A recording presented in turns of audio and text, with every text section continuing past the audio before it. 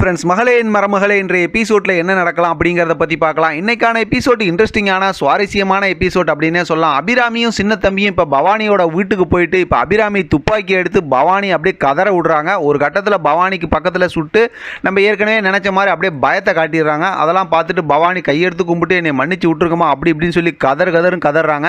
அந்த நேரத்தில் ரவுடிங்கெலாம் வராங்க. இருந்தாலும் கூட சின்ன தம்பி இருக்காங்களா அப்படியே பயங்கரமாக அடித்து இந்த பக்கத்து அவங்கள பயமுறுத்திடுறாங்க. அதனால் பவானி தப்பிச்சம் பொழைச்சு அங்கேருந்து ஓடுறாங்க.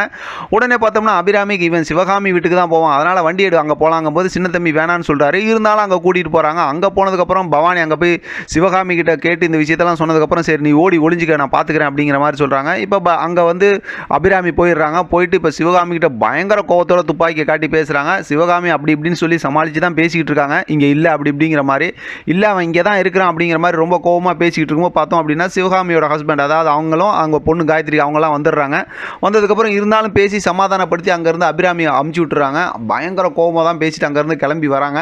அதுக்கப்புறம் பார்த்தோம்னா பவானி அங்கே வராங்க. வரும்போது பார்த்தோம்னா சிவகாமி கிட்ட வந்து அவங்க வீட்டுக்காரர் வந்து ரொம்ப கோபமாக பேசுகிறாரு. இங்கே தான் இவன் இருக்கிறானா அப்போ அபிராமி சொன்னதெல்லாம் உண்மையா அப்படிங்கும்போது இல்லை நான் அடைக்கலம் தான் கொடுத்தேன்.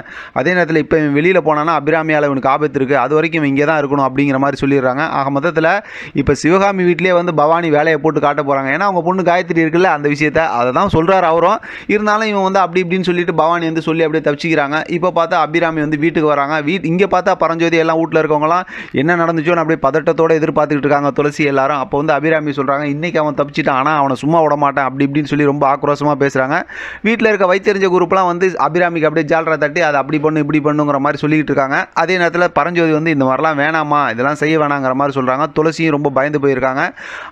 இந்த விஷயம் நடந்த எல்லா விஷயத்துலையும் ஏன் ஆரம்பத்திலேயே நான் சொல்லலைன்னா கொஞ்சம் நேரம் லென்த்தியாக பேசணுங்கிறனால தான். இன்றைக்கான விஷயம் நடந்தது எல்லாமே என்னன்னு கேட்டால் சின்ன தம்பி மனசில் பயத்தை ஏற்படுத்தணுங்கிறது தான். ஏன்னா அபிராமி வார்த்தைக்கு வார்த்தை என்ன சொல்கிறாங்கன்னா என் மருமக கழுத்தில் தாலி கட்டணும்னு எப்படி ஒருத்தனுக்கு துணிச்சல் வந்துச்சு அப்படி வந்தால் அவனை நான் சும்மா விட்டுருவானா அப்படி இப்படிங்கிற மாதிரி தான் கோபமாக பேசினாங்க. இதை தான் நமக்கு ப்ரொமோவில் காட்டியிருந்தாங்க. இப்போ இதெல்லாம் பார்க்குற சின்ன தம்பி என்ன பண்ணுவார் ஐயோ இவ்வளோ பெரிய ஒரு விஷயம் நம்ம தப்பு பண்ணிட்டோமா அப்படிங்கிற மாதிரி பயந்து போயிருக்காரு.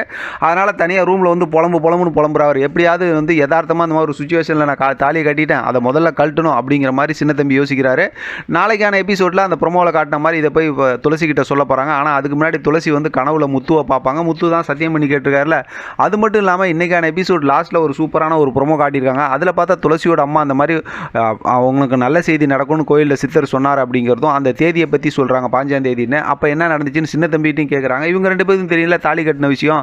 அதனால் அடுத்து செம ட்விஸ்ட் இருக்குது. ஆனால் துளசி தாலியை கழட்ட மாட்டாங்க. கண்டிப்பாக அதை மறைச்சி தான் வச்சுருப்பாங்க. பார்க்கலாம் அடுத்து எப்படியெல்லாம் இன்ட்ரெஸ்டிங்காக ஸ்டோரியை கொண்டு போகிறாங்கிறத தொடர்ந்து நம்ம பேசலாம். இதை பற்றின உங்களோட கருத்து கமெண்ட் பாக்ஸில் தெரியப்படுத்துங்க. தொடர்ந்து ஆதரவு கொடுங்க. Thank you friend. தேங்க்ஸ் ஃபார் வாட்சிங்.